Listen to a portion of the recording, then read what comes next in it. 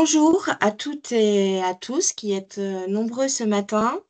Donc, bienvenue à ce dernier webinaire du service juridique de l'année 2024. C'est notre troisième sur les 2 derniers mois.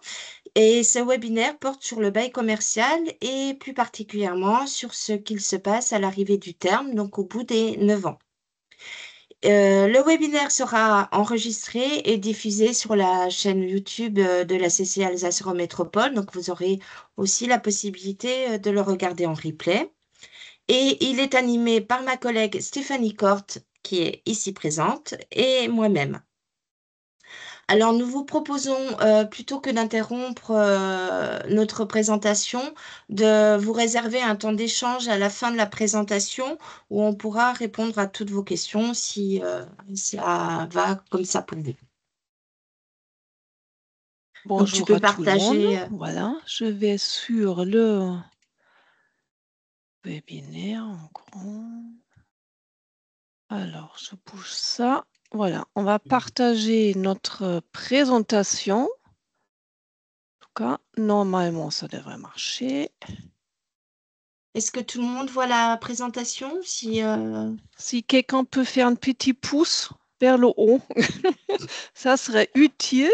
Ah, super. Ah, Alors, super. il semble que ça marche. Donc, tu peux passer à la slide suivante. Très bien. Alors, voilà. Voilà, donc ce matin, nous allons aborder les points suivants. Donc, les 4 cas possibles à l'issue des 9 ans, ce qui se passe pour le loyer dans le cas d'un renouvellement ou d'un non-renouvellement, et ce qu'est l'indemnité d'éviction, qui est une notion que l'on va retrouver à la fin d'un contrat de bail commercial. Donc, je laisse à présent la parole à Stéphanie qui va démarrer pour vous présenter les 4 situations possibles au bout des 9 ans. Merci, Élise. Alors, effectivement, je vais vous montrer dans un premier temps les 4 cas à l'issue des 9 ans d'un bail commercial. Vous voyez, en principe, il y a 4 situations qu'on a notées ici. Le cas numéro 1, on imagine le renouvellement du On ne le bail voit pas. commercial. Ah, pardon, Stéphanie, on ne voit pas, il faut que tu descendes. mais je l'ai avancé. Je l'ai Ah, avancé. là, c'est aller trop loin. Alors, je Reviens en reviens. arrière. Est-ce que maintenant c'est le bon?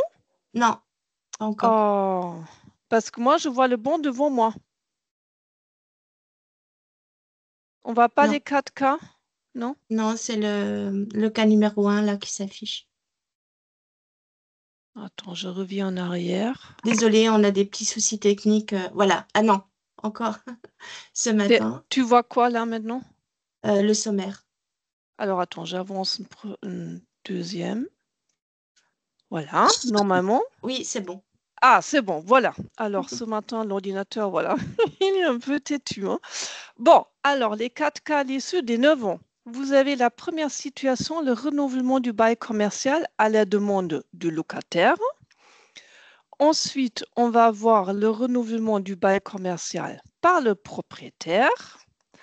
Ensuite, le cas numéro 3, il existe la reconduction tacite du bail commercial.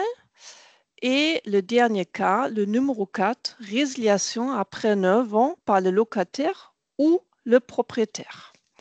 On va voir maintenant ensuite le cas numéro 1. Alors, je vais avancer et j'espère que ça s'affiche. Oui, c'est bon. C'est bon.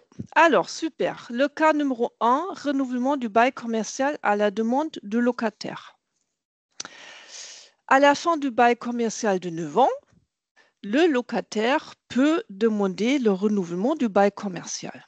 Alors déjà, il faut savoir que c'est son droit, c'est de l'ordre public. Ça veut dire toute clause qui prévoit autre chose, qui exclut cette possibilité, est réputée non écrite. Ça veut dire le propriétaire ne peut pas exclure ce droit de renouvellement. Par contre, il faut bien savoir que ça ne veut pas dire qu'automatiquement le bail est renouvelé. Il faut faire une demande. Le locataire doit alors réclamer le renouvellement du bail commercial par lettre recommandée avec avis de réception ou par voie de commissaire de justice. Ça, c'est la nouvelle notion du commissaire de justice, mais en fait, c'est un huissier. dans les 6 mois avant la fin du bail commercial ou à tout moment au cours de la tacite prolongation. Qu'est-ce qui se passe ensuite du côté du propriétaire? En fait, le propriétaire est là en délai de 3 mois pour répondre. Alors, bien sûr, il peut répondre tout de suite, hein, mais il a un délai de 3 mois par voie de commissaire de justice au locataire. Le propriétaire, soit il accepte en l'état ou en demandant une augmentation de loyer, soit il refuse cette demande de renouvellement et en principe, il doit une indemnité d'éviction. Cette notion indemnité d'éviction, on va la voir un peu plus tard présentée par Élise. Et il faut savoir qu'en principe, si le propriétaire ne répond pas du tout dans les 3 mois, il ne bouge pas, le principe, c'est le bail commercial est renouvelé pour 9 ans. Ça, c'est le cas numéro 1. Cas numéro 2, renouvellement du bail commercial par le propriétaire. Alors, cette procédure de renouvellement de côté du propriétaire se fait en 2 étapes. Étape numéro 1, il donne congé au locataire 6 mois avant la fin du bail. Et dans l'étape numéro 2, il propose un avenant au bail ou il propose un nouveau bail. Le locataire ensuite a le choix. Il se dit, OK, je vais accepter la proposition du bailleur. Je suis tout à fait d'accord. Soit il accepte uniquement le renouvellement du bail commercial, parce que peut-être le propriétaire veut modifier d'autres clauses, hein, et le locataire n'est pas d'accord. Soit le locataire dit, je refuse la proposition, je ne suis pas d'accord. Stéphanie, tu es toujours au cas numéro 1 là. Aïe, aïe, aïe, j'ai pas de chance. Pourquoi ça avance chez moi et pas chez vous? Je sais pas. Tu vois quoi maintenant? Toujours le numéro 1. Et là, le Voilà, cas c'est numéro bon. 2, c'est C'est bon? bon. Oui. Bon, je vous laisse quand même un peu le temps pour voir ce que j'ai déjà dit. On est dans la partie le propriétaire qui demande et donne congé au locataire 6 mois avant la fin du bail et il propose un avenant ou carrément un nouveau bail. Comme j'ai dit, le locataire il a le choix et dit OK, j'accepte la proposition et dit j'accepte le renouvellement en principe, mais je ne suis pas d'accord pour les clauses que le propriétaire propose, ou le locataire et dit bah, je refuse la proposition. On est toujours dans la situation numéro 2.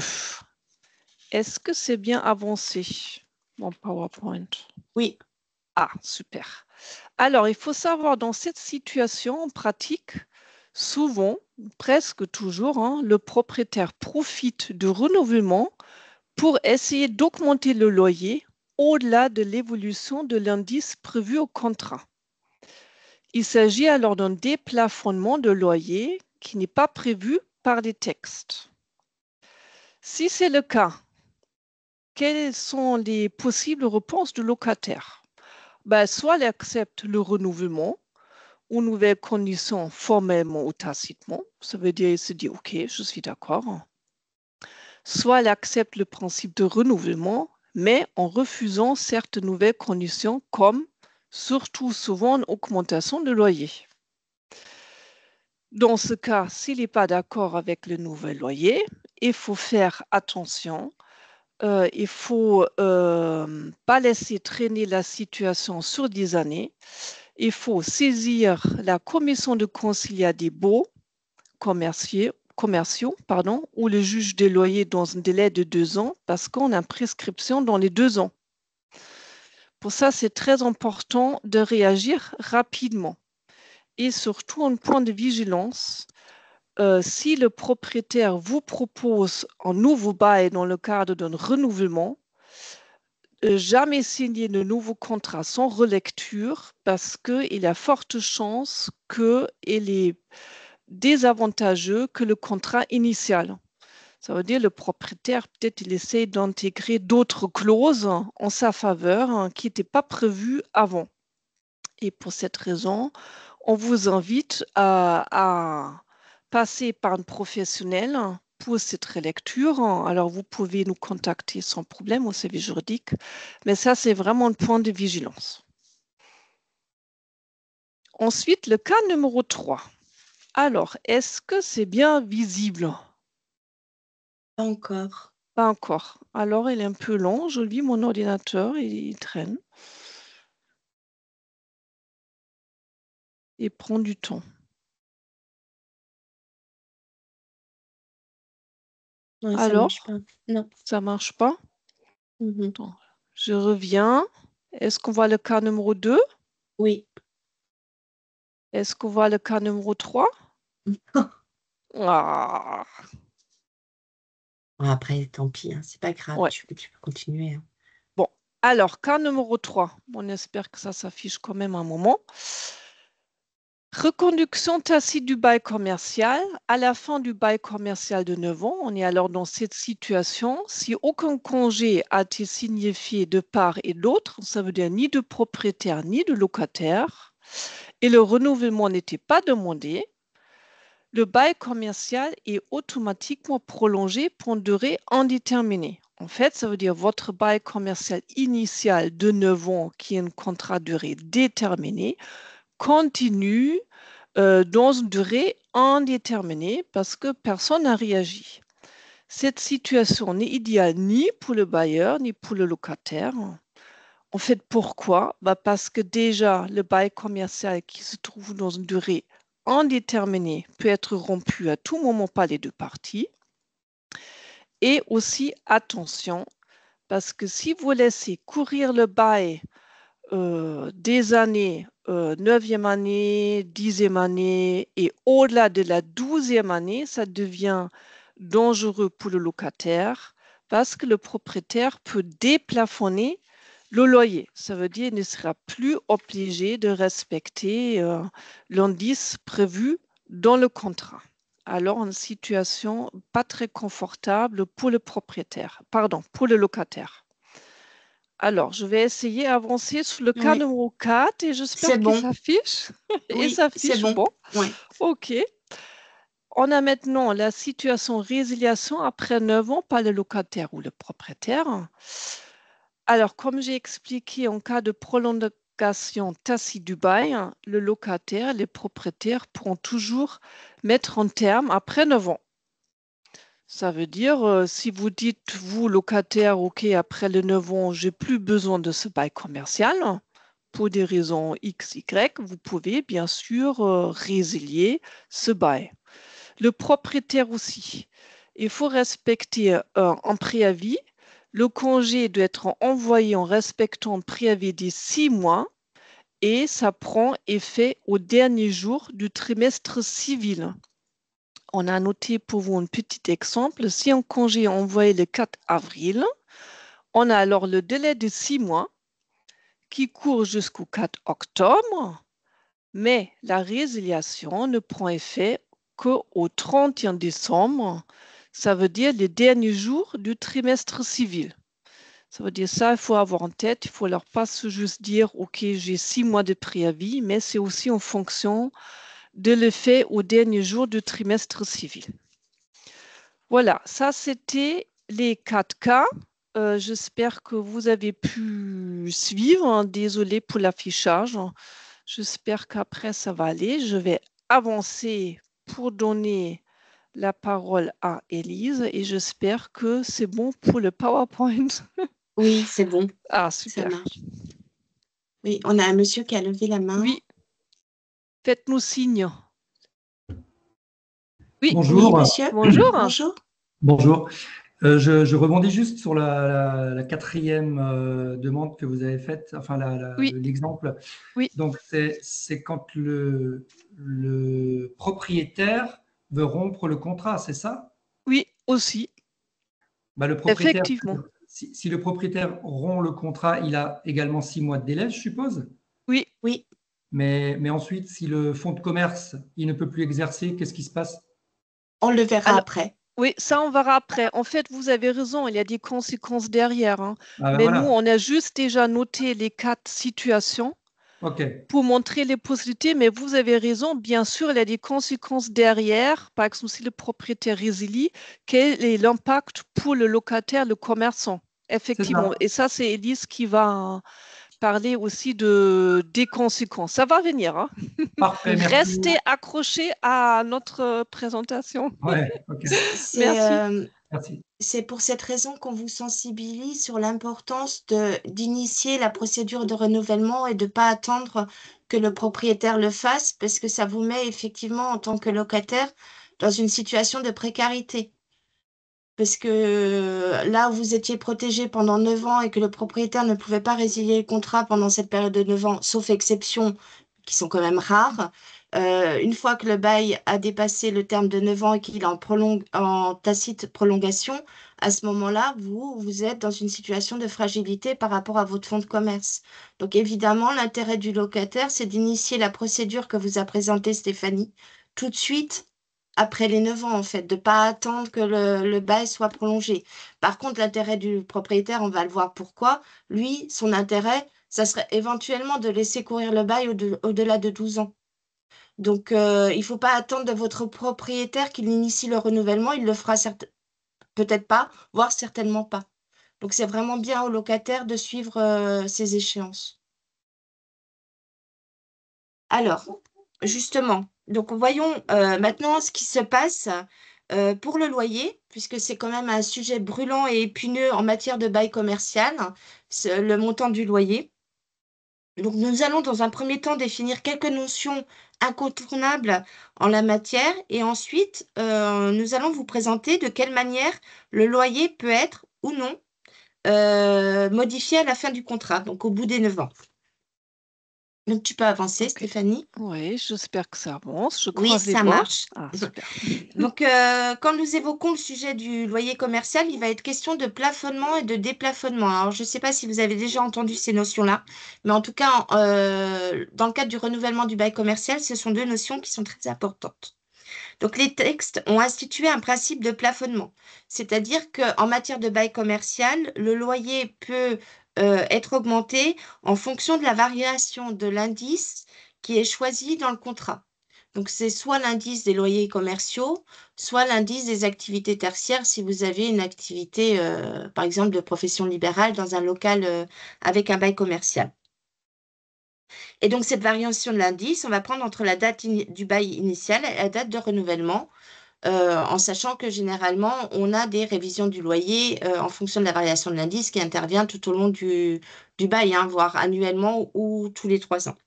Mais en tout cas, ce loyer est bien plafonné. C'est-à-dire que le propriétaire ne peut pas demander un loyer plus important sans justifier les raisons dans le cadre du renouvellement du bail. C'est ce que vous a dit Stéphanie avant. Quand on vous propose un nouveau contrat, il faut bien vérifier les éléments nouveaux qui pourraient se glisser dans ce contrat dans le cadre d'un renouvellement. Par contre, le plafonnement du loyer renouvelé, quand même, connaît quelques exceptions parce que c'est vrai que pour le propriétaire, sur un bail de 9 ans, un contrat de 9 ans, s'il n'a aucune possibilité de pouvoir augmenter le loyer, c'est aussi défavorable pour le propriétaire. Donc, on a prévu, les textes ont prévu quelques exceptions à ce plafonnement de loyer. Donc, dans certains cas, le loyer est fixé d'après la valeur locative sans être limité par l'évolution de l'indice. On parle alors de déplafonnement du loyer.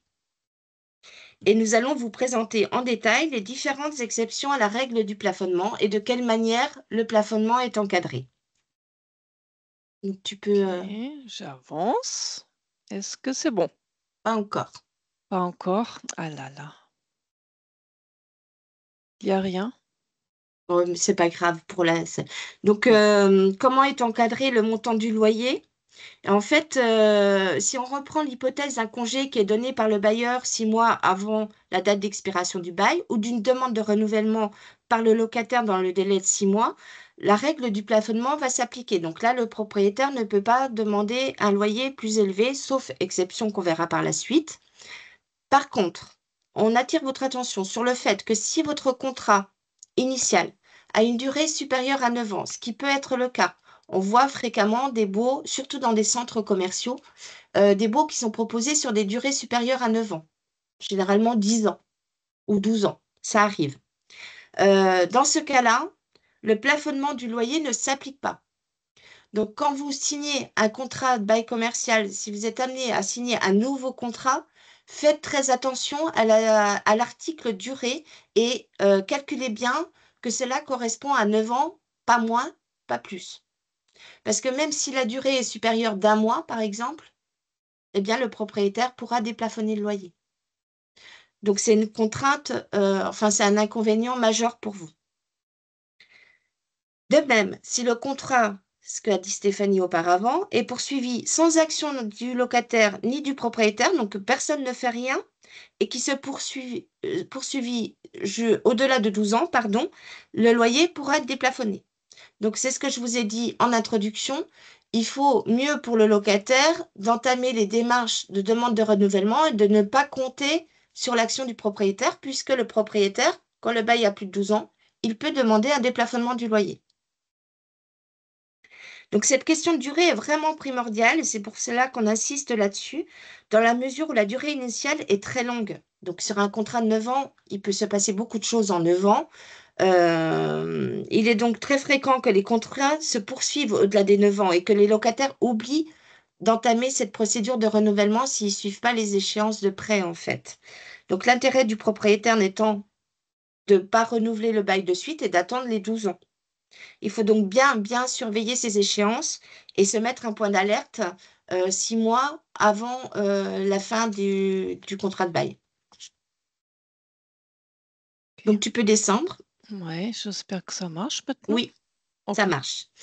Donc, outre la durée du bail initial que l'on vient de voir, ou la poursuite après son terme au-delà des 12 ans, quels sont les autres cas de déplafonnement autorisés par la loi? Donc, ces cas sont limités.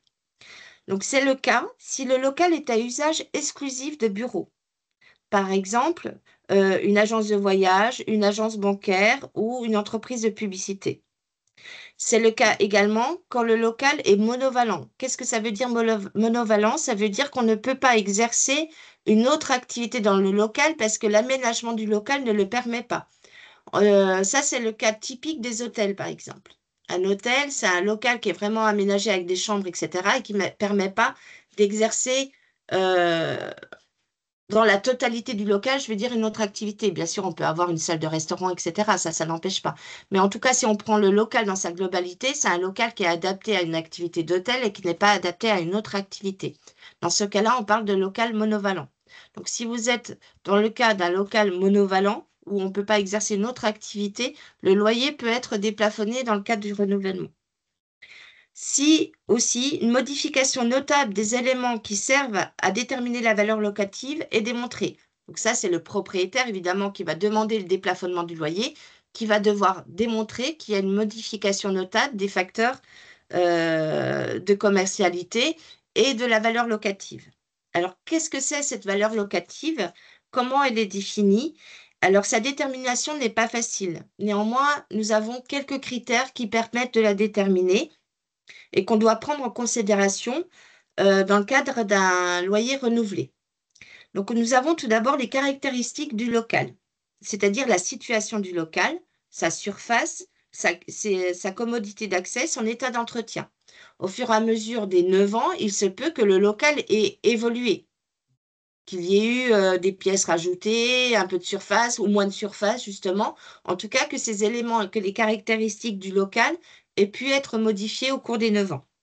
La destination des lieux, c'est-à-dire l'activité autorisée par le contrat. Plus la destination est large, plus la valeur locative est importante. Pourquoi? Bien parce que quand on change d'activité, on rajoute des activités dans le cadre de l'exploitation de son fonds de commerce, on doit normalement, en cours de bail, donc pendant les 9 ans, on doit normalement entamer une procédure de déspécialisation. Et cette déspécialisation, selon son ampleur, en fait, ce changement d'activité peut entraîner une augmentation de loyer en cours de bail, donc au cours des 9 ans. Donc, si on est dans le cadre de la fin d'un contrat, d'une procédure de renouvellement, on va regarder cette destination des lieux et les activités qui sont réellement exercées dans le local. Donc, plus elle est large, plus on n'a pas besoin de demander ces procédures de déspécialisation en cours de bail et qui permettent aux propriétaires d'augmenter le loyer. Plus elle est restrictive, plus on est susceptible d'avoir, au cours des 9 ans, déjà fait l'objet d'une augmentation de loyer, en fait. Donc, la destination des lieux, elle est très importante. Et ensuite, les obligations respectives des parties. On va regarder dans le contrat si il est mis, par exemple, toutes les charges et tous les travaux, sauf ceux de l'article 606, à la charge du locataire. Ou si, à l'inverse, le propriétaire a gardé une grande partie des charges et des travaux à son compte, ce qui est plutôt rare. Mais en tout cas, on va regarder les obligations respectives des parties pour voir comment c'est rédigé et qui a la charge de quoi. Et enfin, le quatrième critère, ce sont les facteurs locaux de commercialité. C'est un critère externe au local.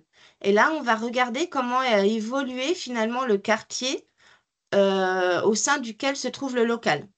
Donc, s'il y a eu, par exemple, une ligne de tram qui s'est implantée dans le quartier et qui a permis à la rue d'être mieux desservie, par exemple, ou un arrêt de tram qui s'est rajouté en face du local, ce sont des facteurs externes de commercialité qui vont éventuellement améliorer l'accès au local et donc à entraîner un plus grand nombre de clients. Et donc, c'est un facteur de commercialité, une modification des facteurs de commercialité qui pourrait entraîner une augmentation de la valeur locative du local. C'est-à-dire que le local, ben, effectivement, il est plus attractif. Donc, il est plus cher.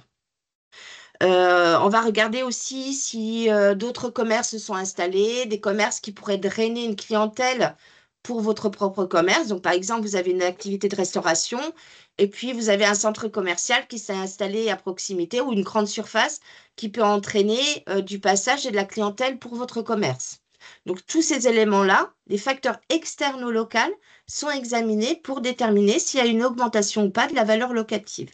Et si le propriétaire, avec des avis d'experts, hein, évidemment, ce n'est pas lui seul qui va réussir à démontrer tout ça, mais avec un rapport d'experts, arrive à démontrer que des facteurs de commercialité ont été modifiés entre le moment de signature du bail et le moment du renouvellement, il pourrait être en droit, à ce moment-là, de demander une augmentation de loyer pour que le loyer corresponde à la réelle valeur locative du local.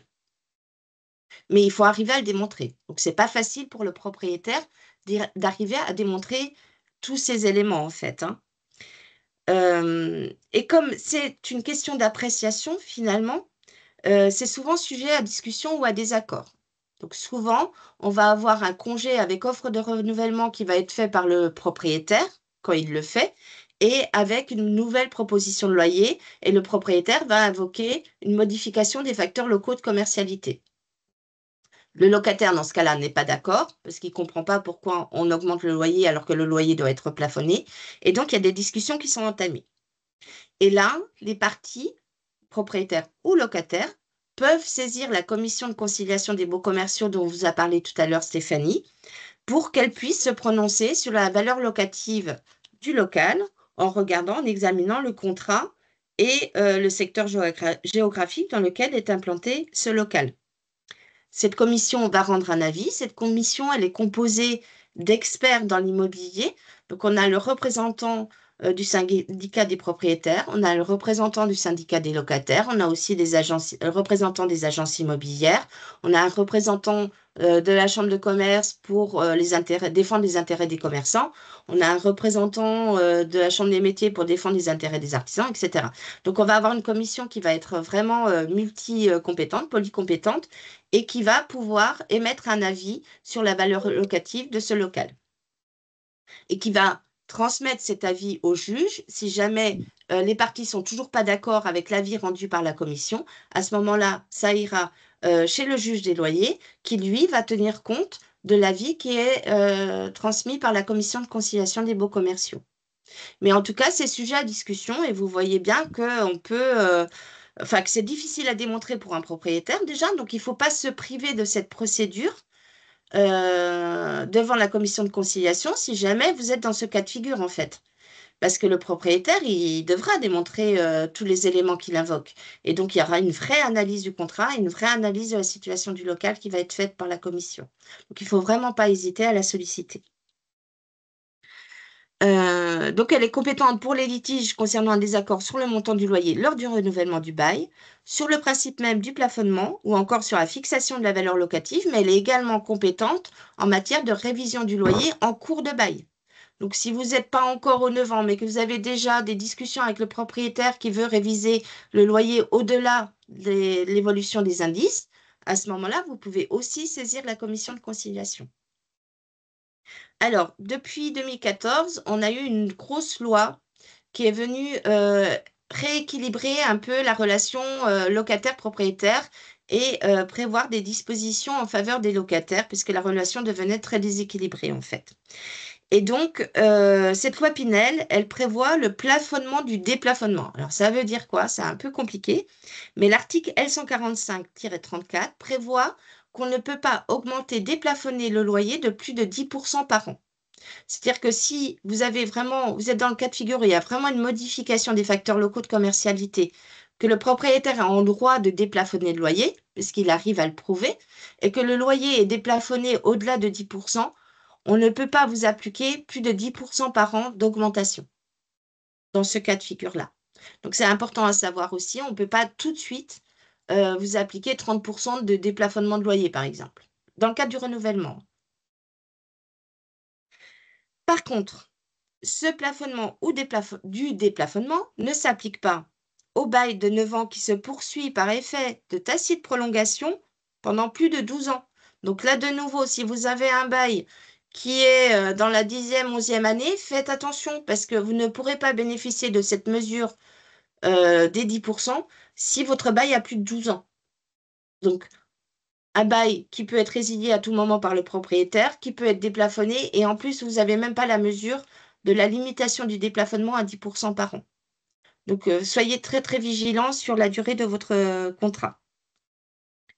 Donc, nous allons voir à présent ce qu'il se passe si le propriétaire, lui, souhaite mettre fin au contrat à l'issue des 9 ans ou après, parce que vous savez que pendant toute la durée des 9 ans, le propriétaire, sauf exception, lui, ne peut pas résilier le bail, puisque en tant que locataire, vous avez développé votre fonds de commerce et vous avez la propriété commerciale. Donc là, je laisse de nouveau la parole à Stéphanie. Merci. Alors, je vais avancer. J'espère que c'est bon. Ça marche. Ah, super. Alors, effectivement, si le propriétaire souhaite mettre fin au contrat à l'issue des 9 ans ou plus tard, le principe, effectivement, il doit une indemnité d'éviction. On va voir les 3 cas. Cas numéro 1, le locataire peut poursuivre son activité dans le même quartier. Cas numéro 2, le locataire va devoir continuer son activité dans un autre secteur. Ou le cas numéro 3, le locataire ne peut plus poursuivre son activité et il perd le fonds de commerce. Ce n'est plus possible pour lui. Dans un premier temps, qu'est-ce que ça veut dire indemnité d'éviction? J'avance et j'espère que ça s'affiche. Est-ce que c'est bon? Non, c'est pas bon. Pas encore. C'est pas bon. Je vais quand même continuer. Parce que pour vous, c'est bon? Bah alors c'est bon. Chez Ok, moi, c'est pas super. important. Alors, déjà, c'est quoi l'indemnité d'éviction? C'est une compensation financière versée au locataire en cas de résiliation du bail par le propriétaire. Cette indemnité sera calculée en fonction du dommage subi par le locataire suite à la perte du local commercial. Et dans certains cas, le propriétaire est dispensé du versement de cette indemnité. Alors, on voit bien l'idée derrière, hein, le propriétaire qui résilie le bail, normalement, il doit donner une compensation financière parce que le locataire qui s'est installé pendant 9 ans, qui a créé son entreprise ou qui a repris, qui a mis de la valeur dedans, si le propriétaire dit je résilie, tu es obligé de sortir des locaux, bah, effectivement, le locataire il perd son fonds de commerce ou il est obligé de déménager et aller ailleurs. Et on va voir maintenant en détail les différentes situations Et pour cela, j'avance le prochain dia et redonne la parole à Élise, en espérant que c'est visible pour vous. C'est visible. Ah, super, merci. Oui, c'est bon. Donc, effectivement, il y a différentes situations qui peuvent se présenter et selon le cas, les conséquences sur l'activité du locataire sont très variables. Mais en introduction de cette petite partie, j'aimerais préciser que le locataire a acquis durant les 9 ans, et je vous l'ai déjà dit tout à l'heure, mais je le répète, la propriété commerciale en raison de l'existence et le développement d'un fonds de commerce au sein du local. Et c'est finalement cette propriété commerciale qui va donner droit au locataire au renouvellement de son contrat ou, à défaut, si le propriétaire ne veut pas le renouvellement du contrat, l'indemnité d'éviction. Mais cette notion de propriété commerciale, elle est très importante. Alors, si on reprend le premier cas de figure, donc le locataire retrouve un local à proximité. Donc, c'est la situation un petit peu idéale en cas de résiliation du contrat. Donc, dans cette hypothèse, le locataire s'installe dans un local proche du premier pour exploiter son fonds de commerce en signant un nouveau contrat de bail commercial avec un nouveau propriétaire. La clientèle du locataire a la possibilité de le suivre. Le bailleur n'est tenu de verser au locataire qu'une indemnité dite de déplacement. Alors, en quoi consiste cette indemnité de déplacement? Eh bien, elle consiste en dédommager le locataire de ses frais de déménagement, de ses frais d'emménagement, voire éventuellement du droit au bail qu'il devrait payer pour accéder au nouveau local. Donc l'indemnité d'éviction, elle va être calculée de cette manière, en fonction de ces frais-là. Le cas de numéro 2, c'est le locataire qui va devoir continuer son activité dans un autre secteur. Là, ça a bien plus de conséquences, puisque alors certes, le locataire peut poursuivre son métier, mais il change de secteur. Et donc, il prend le risque de perdre une bonne partie de sa clientèle qui l'avait identifié dans un tel secteur géographique et qui y allait en raison de ce secteur géographique. Donc, dans ce cas, l'indemnité d'éviction, en plus de prévoir les frais de déménagement, d'emménagement et éventuellement de droit au bail, elle va correspondre souvent à la valeur du fonds de commerce ou en tout cas à la perte de la valeur du fonds de commerce que cela va entraîner pour le locataire. Ou à minima à la valeur du droit au bail si cette dernière est supérieure à la valeur du fonds de commerce. Et dans ce cas-là, on va parler d'indemnité de remplacement. Donc cette indemnité d'éviction, elle va être bien plus importante que l'indemnité dite de déplacement en fait. Donc parce qu'elle va comprendre une partie de la valeur du fonds de commerce ou de la perte de la valeur du fonds de commerce. Et le troisième cas de figure, qui est le plus extrême et le plus pénalisant pour le locataire, eh bien, il ne peut plus poursuivre son activité et perd le fonds de commerce. Donc, il ne trouve pas de local, par exemple, qui correspondrait à sa rentabilité, etc., et à sa clientèle. Donc là, il perd son fonds de commerce. Dans ce cas-là, l'éviction entraîne pour le locataire la disparition pure et simple de son fonds de commerce et le préjudice est bien plus important. Donc, dans ce cas-là, l'indemnité d'éviction va être calculée en conséquence, donc en fonction de la valeur du fonds et pas juste la perte de clientèle, le pourcentage de perte de clientèle, mais va prendre en compte aussi l'âge du locataire. Est-ce qu'il est proche de la retraite? Est-ce qu'il est en mesure de recréer un fonds ou pas, de pouvoir exercer encore dans le cadre de son activité, de son entreprise et d'autres paramètres. Donc là, on va vraiment regarder la situation aussi du locataire et la valeur du fonds de commerce. Donc, comment elle va se calculer, cette indemnité d'éviction? Donc, rien n'est prévu dans les textes, hein. Le Code de commerce ne mentionne aucune méthode obligatoire pour déterminer la valeur du fonds. Mais donc les juges ont le libre choix d'utiliser celle qui leur convient.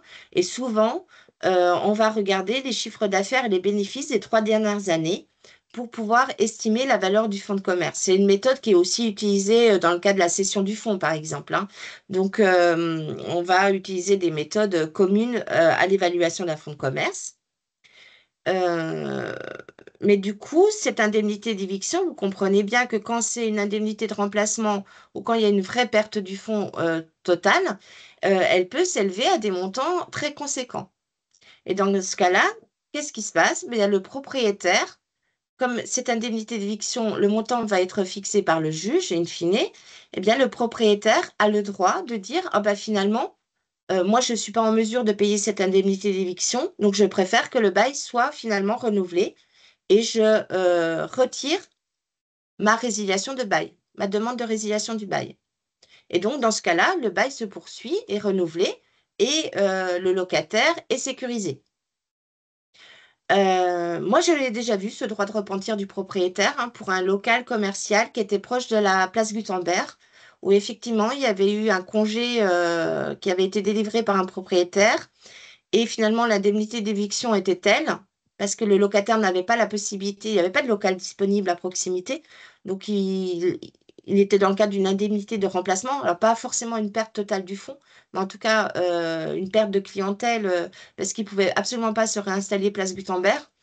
Donc, l'indemnité d'éviction était d'un tel montant à cet endroit-là, parce qu'en plus, elle comprenait aussi le droit au bail, hein, donc, qui était déjà très élevé, que le propriétaire a renoncé à arrêter le contrat. Donc, le bail a été renouvelé. Donc, l'intérêt du propriétaire, c'est pas forcément la résiliation du contrat au bout des 9 ans, hein. Donc, souvent, on va être dans le cas de figure où le propriétaire va donner un congé avec offre de renouvellement, mais avec un déplafonnement de loyer. C'est plutôt ces cas-là que l'on va rencontrer à l'issue des 9 ans. Alors, j'en ai fini pour la présentation. Je vois qu'il y a des mains qui se lèvent. Donc, Ouais. moi, ce que je vous propose, c'est qu'on réponde maintenant, qu'on échange et qu'on réponde à vos questions. Voilà. Donc, on est à votre disposition pour répondre à toutes vos questions. Alors, juste avant de Voilà. répondre aux questions, sachez Juste que notre d'équipe. au niveau du service juridique, donc on est composé de 4 juristes. Donc nous deux qui sommes intervenus ce matin, mais aussi Anne-Valérie Desrandager et Mathilde Caméraire qui est basée sur le Haut-Rhin. Et nous sommes tout à même de relire votre contrat si vous avez besoin. Donc on a des prestations spécifiques au bail commercial. On a développé une compétence technique en la matière. Et donc, nous sommes tout à fait à même de pouvoir vous accompagner dans le cadre d'un renouvellement de bail ou de la signature d'un nouveau contrat. Si vous êtes dans le cadre d'une création d'entreprise, nous avons aussi des juristes à la création d'entreprise qui sont présentes, en tout cas en partie ce matin, je crois, aussi pour vous accompagner sur ces questions-là. Donc, n'hésitez pas à revenir vers la chambre de commerce, quelle que soit la situation, si vous êtes locataire et que vous avez des questions spécifiques sur votre contrat de bail commercial. Donc, maintenant, je vous laisse la parole. J'ai fini de Ouais. parler. Je vais arrêter le partage pour Voilà. voir mieux les personnes. C'est Et donc, plus j'ai vu. sympa. Moi, Alors, j'avais une Oui, première question. oui, Donc, en fait, dans le cadre d'un bail, imaginons, ben voilà, j'arrive au. Alors, j'ai une des questions. La première, c'est je suis dans le délai, je sollicite mon propriétaire pour un renouvellement de bail dans le délai 6 mois avant. Et en fait, si j'ai bien compris, l'intérêt d'un bailleur pourrait être de m'emmener aux 12 ans, en fait. Donc, oui. si là, il refuse ce renouvellement, est-ce qu'il peut refuser ce renouvellement? alors s'il le refuse, il est dans le cas d'une résiliation du contrat. Donc, il doit D'accord, proposer une indemnité d'éviction. voilà. En fait, Donc, quand c'est le mais- locataire qui initie la demande de renouvellement, vous avez deux possibilités. Soit le propriétaire répond pas. Et à ce moment-là, comme vous avez initié officiellement la procédure de renouvellement, ça correspond à une acceptation tacite.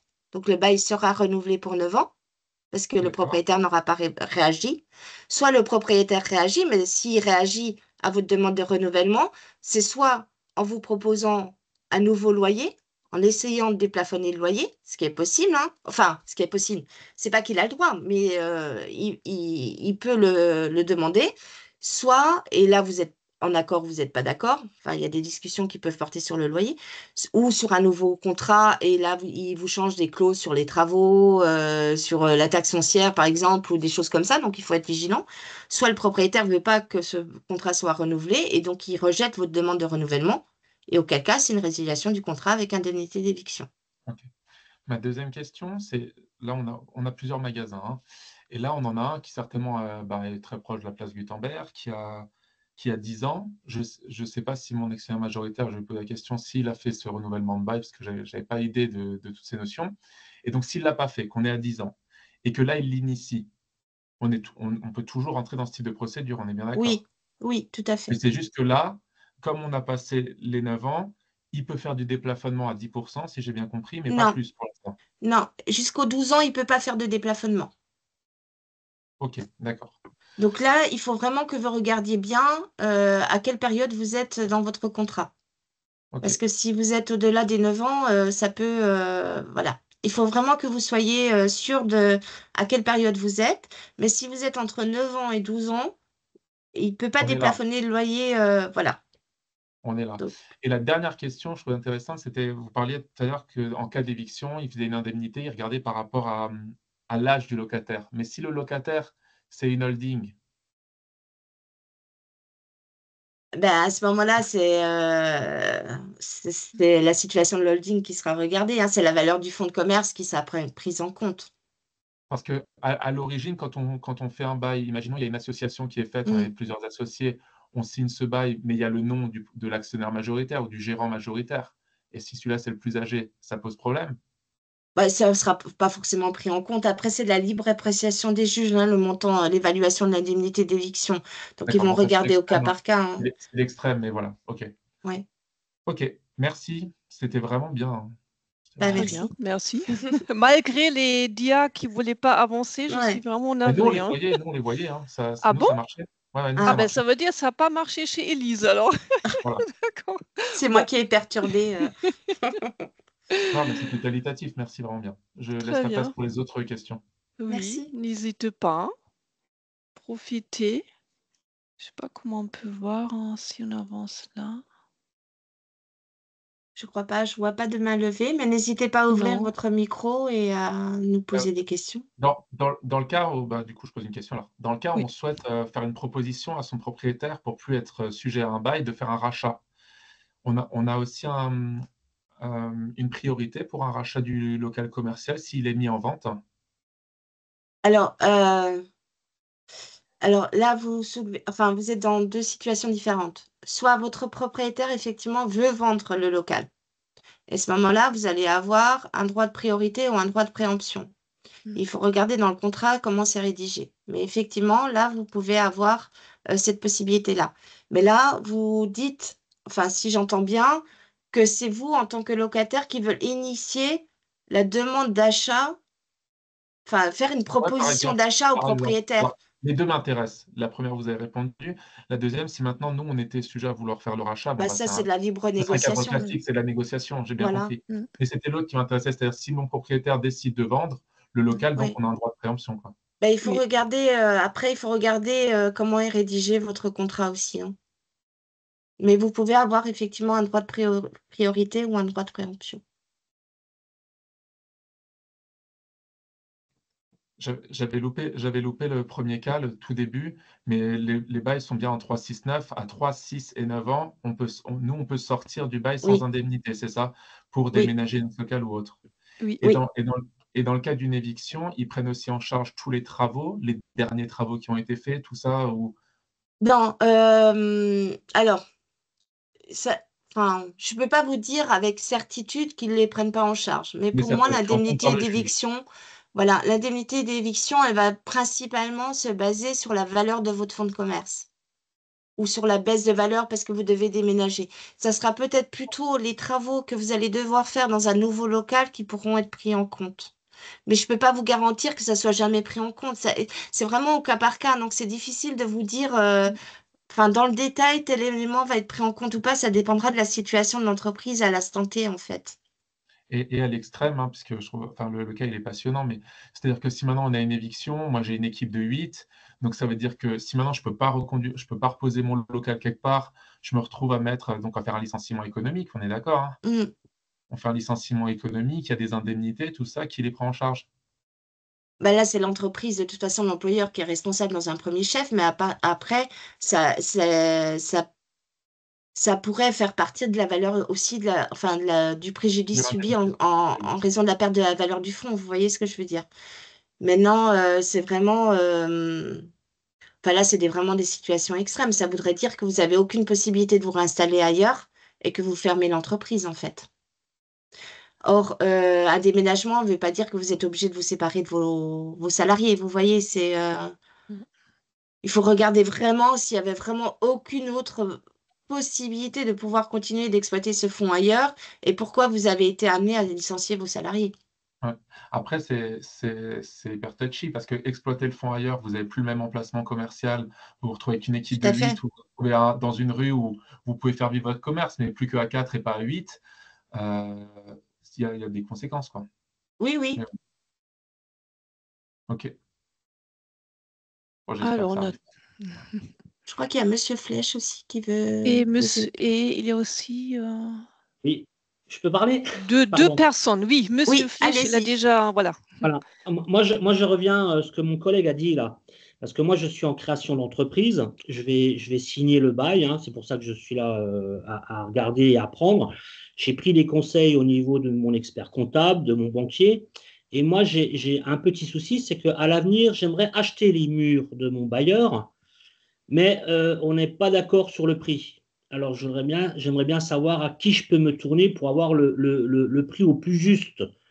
Moi, je trouve voilà, il y a une histoire de 200 000 euros de différence par rapport au prix du marché. Ouais.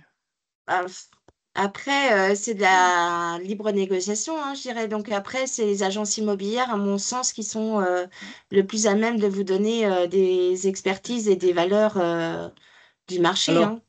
je Mais suis après, d'accord si avec vous. lui, vous pouvez pas Oui, l'obliger à vous vendre à votre prix, hein. on est d'accord. Mais parce que moi, j'aurais bien voulu faire un préaccord déjà sur mon bail avec le rachat des murs avec un prix fixe.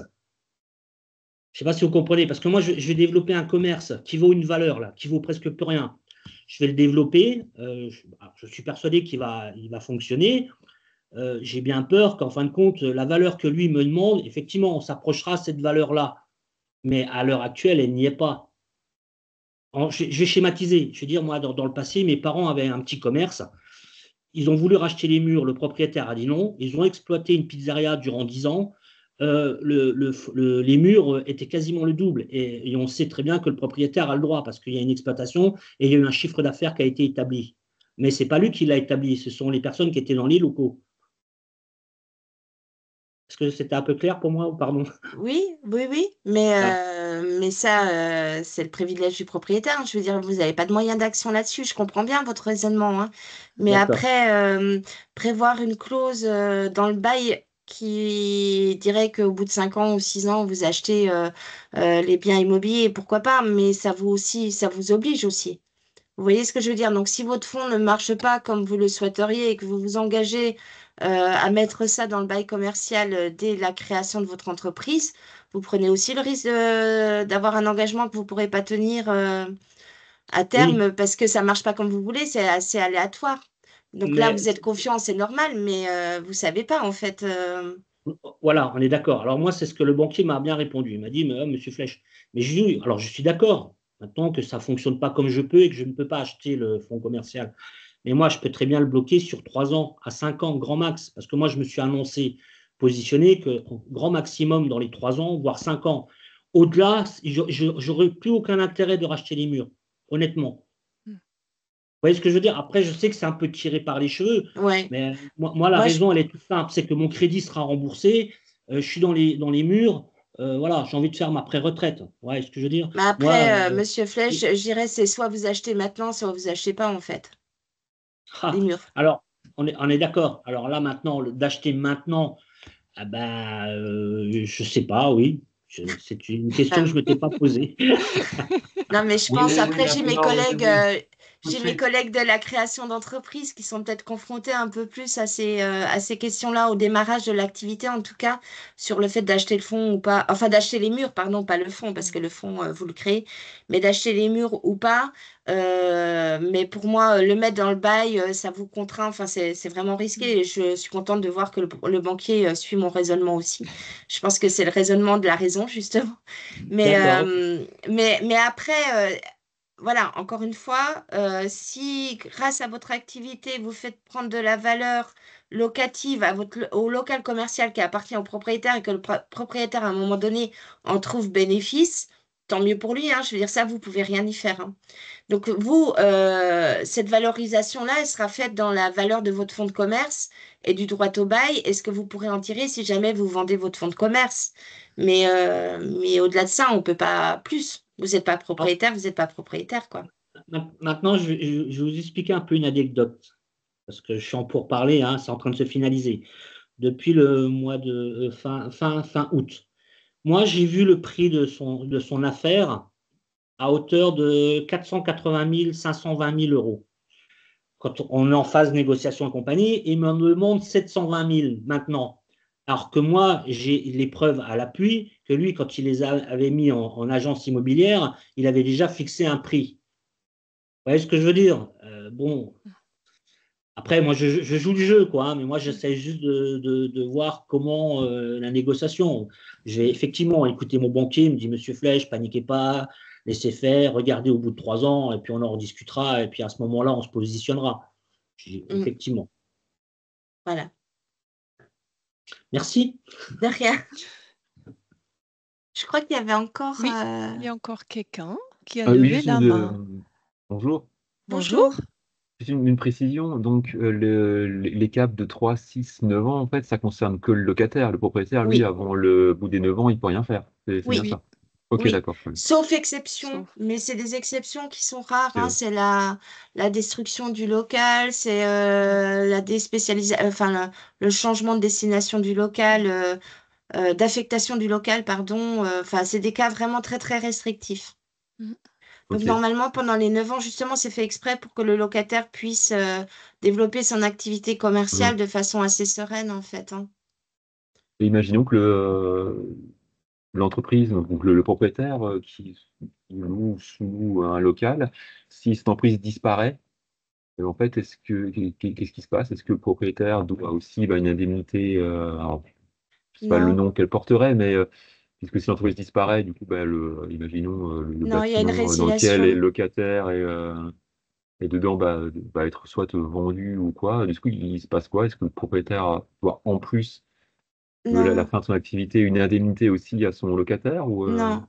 non? Si l'entreprise, en fait, si c'est le fait de l'entreprise locataire, donc on reprend depuis le début, une entreprise, vous créez une entreprise qui signe un bail commercial au nom de l'entreprise, en fait. Donc elle va rentrer dans un local, elle va développer son activité. Son activité ne marche pas, elle doit fermer ou il se passe quelque chose qui fait qu'elle doit arrêter son activité. Donc soit elle est en procédure collective, elle est en difficulté, cette entreprise, elle doit rentrer dans le cadre d'une procédure collective et être en liquidation judiciaire. À ce moment-là, c'est le juge qui va prononcer la résiliation judiciaire du bail commercial. Donc là, il n'y a pas Ok. d'indemnité par le propriétaire à verser, c'est du fait de l'entreprise locataire en fait. Soit l'entreprise locataire est pas dans le cadre des 3, 6, 9 ans et veut résilier le bail à un autre moment pour des raisons qui lui appartiennent, parce qu'elle veut déménager ou... Et à ce moment-là, le propriétaire serait en droit de lui demander de payer les loyers jusqu'au terme des 3 ans, des 6 ans ou des 9 ans. Mais le propriétaire n'a pas à verser une indemnité si la résiliation vient du fait du locataire. Mais si la Oui. radiation vient de son fait à lui, imaginons c'est une entreprise qui a un local de libre dans ses bâtiments, elle sous-loue et pour des raisons économiques, l'entreprise propriétaire disparaît. Mais Le quand vous locataire parlez se retrouve, d'entreprise propriétaire, vous parlez de quoi? D'une SCI? Parce que là, je vois pas bien le cas concret, en fait. je sais J'arrive pas, ou une pas à... entreprise qui aurait un local vacant qu'il sous-loue.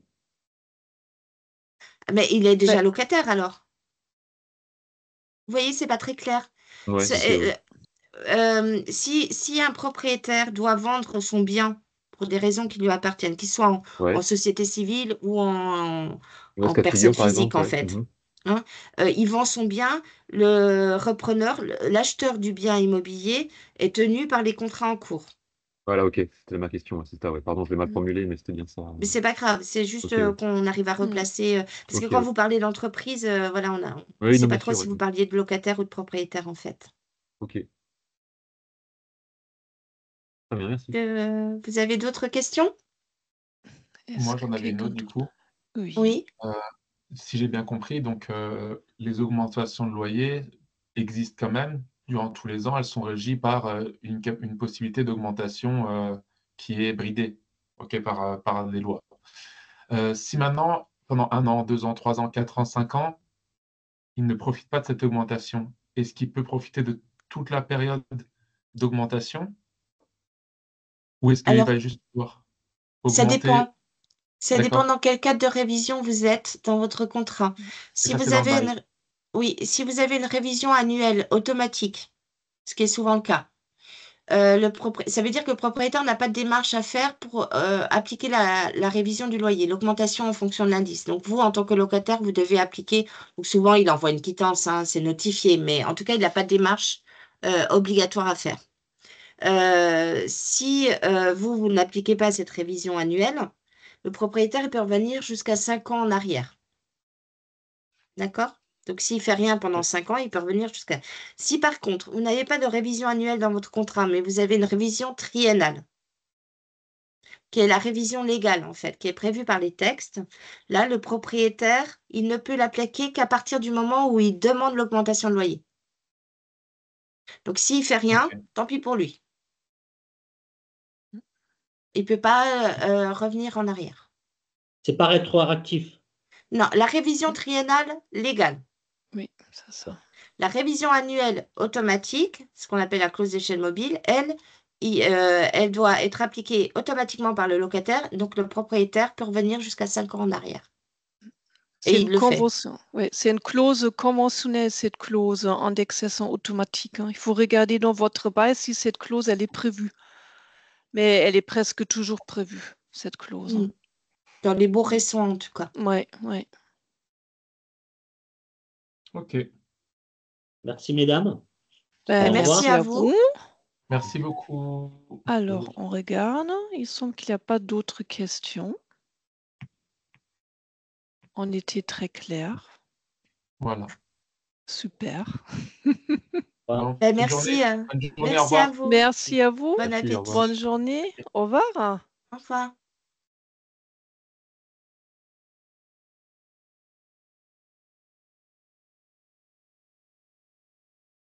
Ok.